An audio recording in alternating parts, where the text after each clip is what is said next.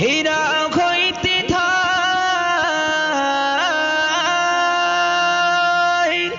সেদিনে কি হবে ও নবী আমায় সুপারিশ করিও ও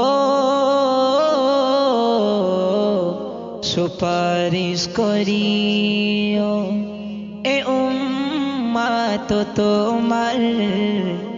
তোমার জন্যে পাগল এ গুনাহগার উম্মত আম্মা আমিনা